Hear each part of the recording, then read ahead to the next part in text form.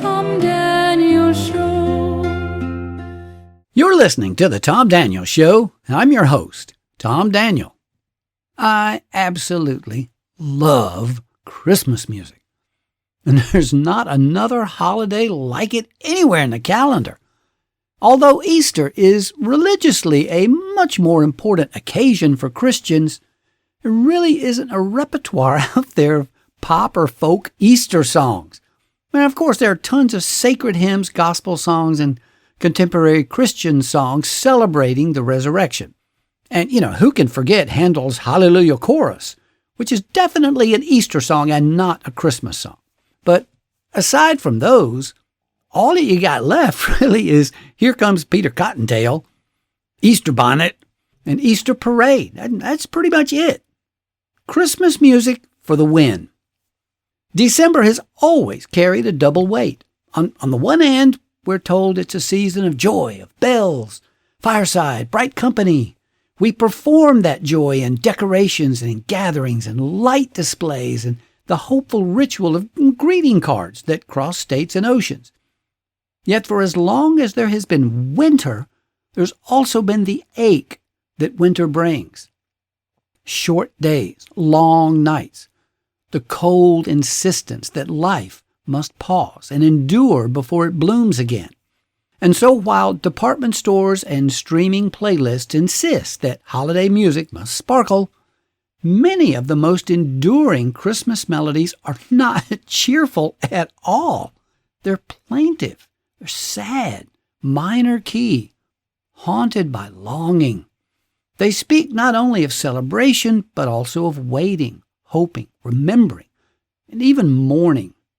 Today, I want to explore why so much Christmas music dwells in the shadows of minor keys and winter harmonies, and why that melancholy has always belonged to the season.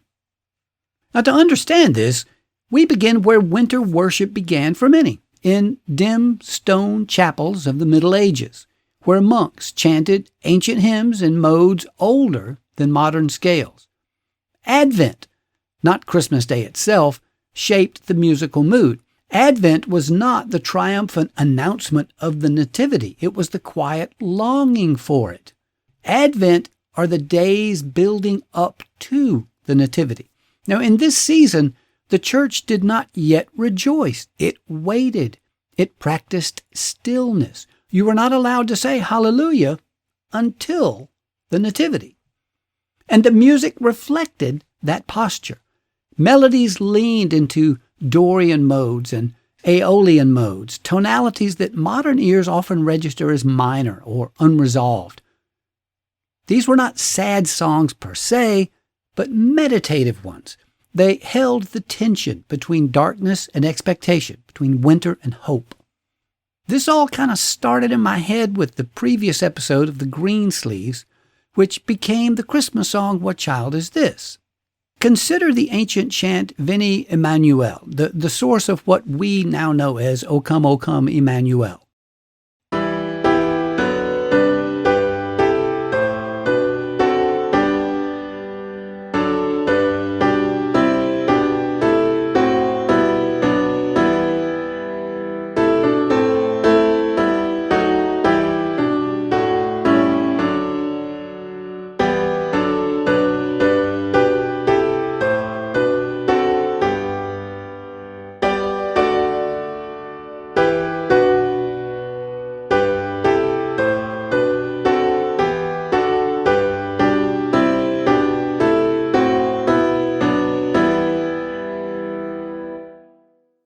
The melody of that song moves like candlelight, flickering rather than blazing, hovering on tones that never fully settle.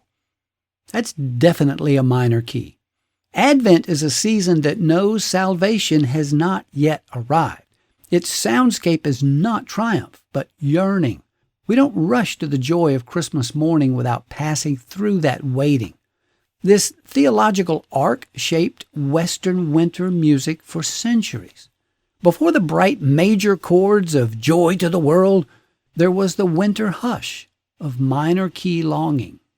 The secular world inherited this sound more than we often realize. In pre-industrial Europe, winter was not a festive blanket of nostalgia, but a season of scarcity and uncertainty. Food stores dwindled. Illness spread. Nights fell early. It made sense that winter songs, even those loosely attached to Christmas customs, drifted toward modes of reflection. Now, the Coventry Carol, written in the 16th century, is a lullaby sung by mothers contemplating the biblical massacre of the innocents.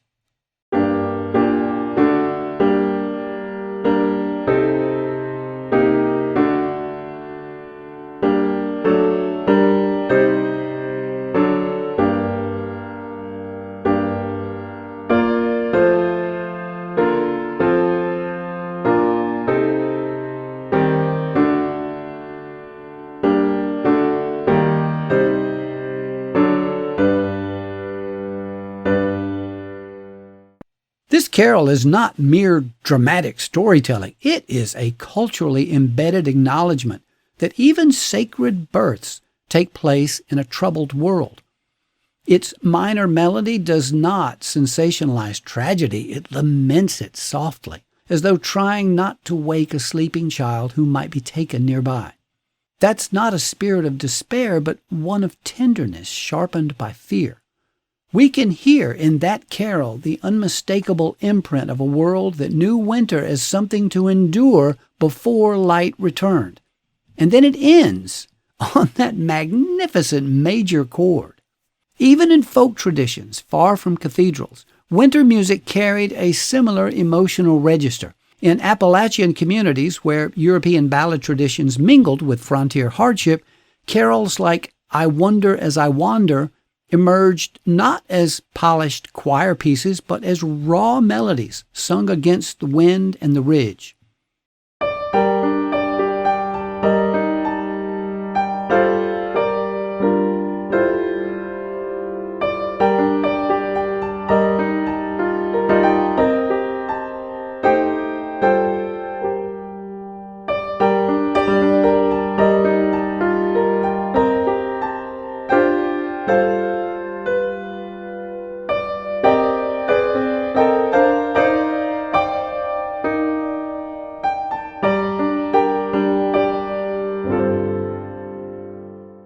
That song, collected in the 20th century but rooted in older musical instincts, floats on an open, minor-tinged line.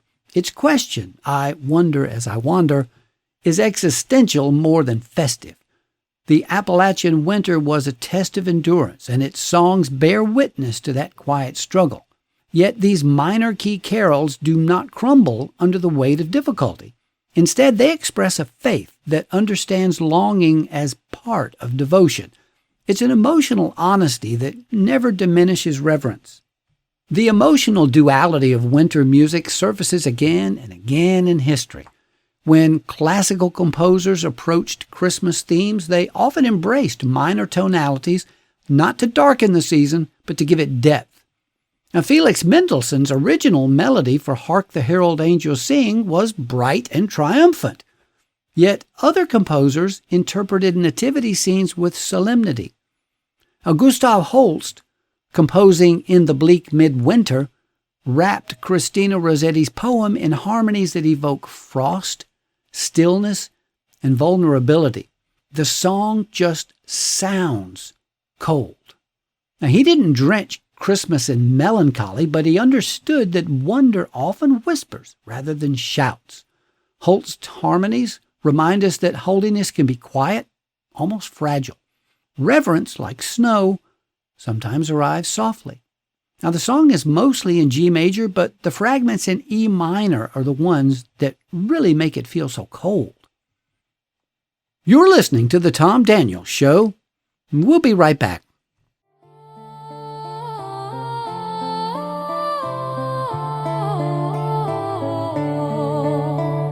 What are you waiting for? The Tom Daniels Show. What are you waiting for? The Tom Daniels Show. What are you waiting for?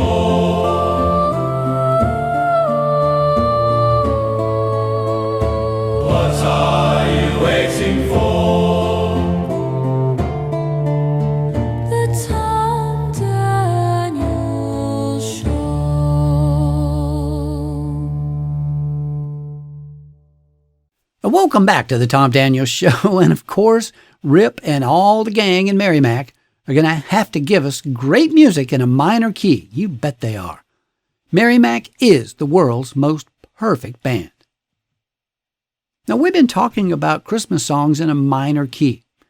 As Christmas music traveled into modern culture, it brought its minor key shadows with it.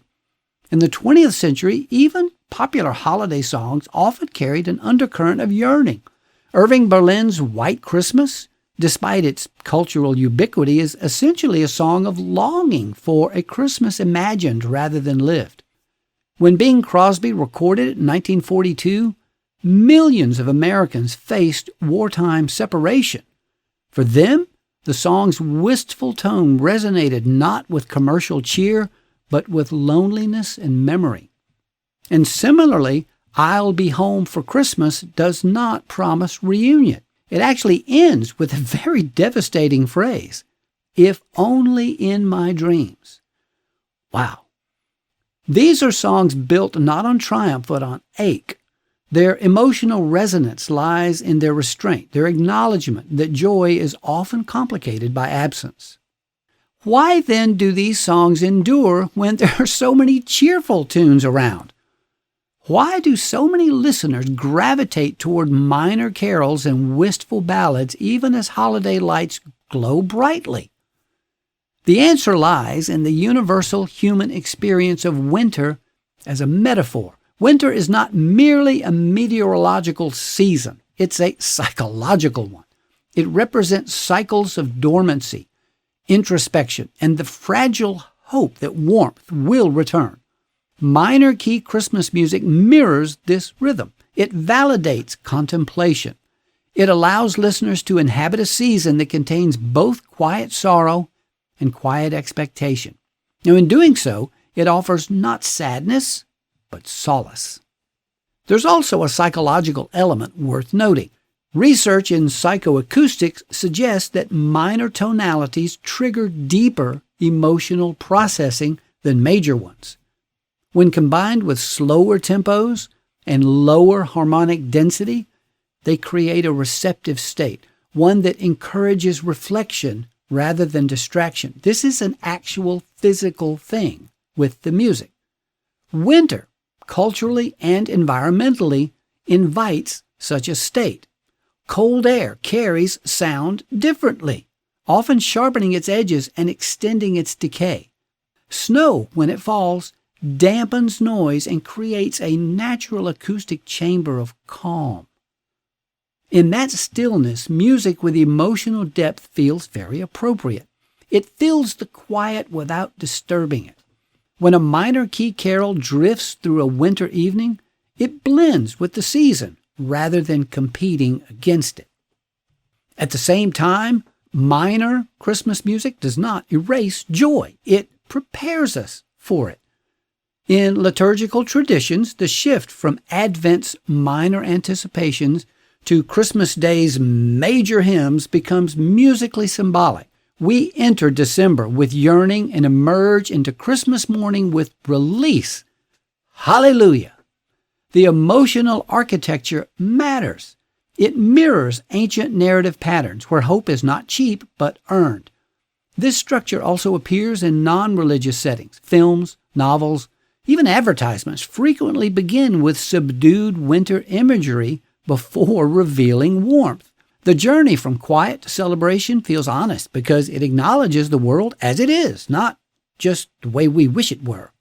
But what then do we lose if we ignore the minor tones of Christmas? Perhaps we lose balance. If the season becomes only bright, only cheerful, only major, we risk turning joy into spectacle rather than substance. The great power of Christmas music lies in its capacity to hold emotional complexity. It can cradle sorrow and joy in the same measure. It can speak to those surrounded by family and to those who grieve to an empty chair. It can comfort both the celebrant and the solitary listener walking through cold streets at dusk. Minor key carols remind us that beauty does not always shine. Sometimes it just glows. As we listen to holiday music this December, we can do so with a deeper understanding of its emotional lineage. We can appreciate the ancient modes that shaped it, the winters that tempered it, and the human experiences, both sacred and secular, that gave it voice. When a choir sings, O come, Emmanuel, we hear not only a hymn, but 1,000 years of waiting. When Mahalia Jackson sings a Christmas spiritual in a tone heavy with longing, we hear both faith and humanity intertwined. When a single violin threads a wistful line through a candlelit sanctuary, it reminds us that even the quietest music can carry hope. Christmas is a joyful celebration, yet its music tells a more nuanced story, one where light and shadow inhabit the same space, where anticipation carries its own dignity, and where longing does not diminish faith but deepens it. A Christmas in a minor key is not a contradiction. It's a recognition that the world in winter holds both darkness and promise, and that sometimes the most faithful sound is not the triumphant chorus, but the quiet voice singing in the cold, waiting for dawn. I'm Tom Daniel. Thank you for spending this time in winter reflection where melody and memory meet in the subdued beauty of minor keys. May your season be filled with music that honors both the peace you have and the peace you seek. Until next time, may you listen deeply, think generously, and find warmth even in the quietest notes. This has been the Tom Daniel Show. Keep listening. Keep learning.